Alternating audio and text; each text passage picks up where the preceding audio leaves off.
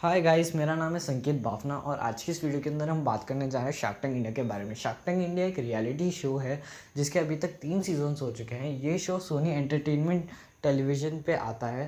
इस शो के अंदर एंटरप्रेन्योर्स आते हैं और अपने बिजनेस के बारे में शार्क्स को बताते हैं। शार्क्स को कन्विंस करने की कोशिश करते हैं कि शार्क्स उनके बिजनेस के अंदर इन्वेस्ट कर ले।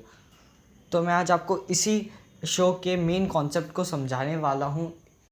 तो अज्यूम कर लीजिए कि मैं एक बिजनेसमैन हूँ और मेरी कंपनी का नाम है SBTV प्राइवेट लिमिटेड। मेरी कंपनी अच्छी चल रही है और मुझे इसे और भी ज़्यादा बड़े लेवल पे लेके जाना है, बट मेरे पास कैपिटल नहीं है। तो एक तरीका तो ये हो जाता है कि मैं अपने कैपिटल यानी कि प्रॉफिट को री इन्वेस्ट करते करके ग्रो करूँ, लेकिन वो तरीका बहुत ज़्यादा स्लो हो जाता है। तो मैं उसकी जगह दूसरा तरीका यूज़ करूँगा, जो कि हो जाता है लोन लेना या फिर फंडिंग लेना।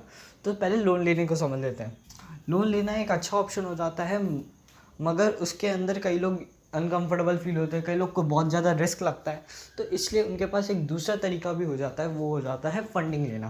फंडिंग लेने के अंदर क्या होता है, एक पर्सन अब कुछ इन्वेस्टर्स के पास जाता है और इन्वेस्टर्स को अपने बिजनेस के बारे में बताता है, और अगर इन्वेस्टर्स को उसमें इंटरेस्ट होता है तो वो इन्वेस्टर्स उसके अंदर इन्वेस्ट करते हैं और इन्वेस्टर्स को उसके अगेंस्ट इक्विटी मिलती है।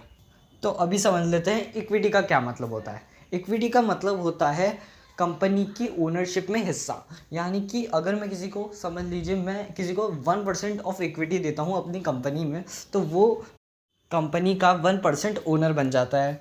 और फ्यूचर में जब मेरी कंपनी की ग्रोथ हो जाती है तब मैं उसे वैल्यूएशन के हिसाब से उसके पैसे रिटर्न करके अपने शेयर्स को बाय आउट कर लेता हूँ।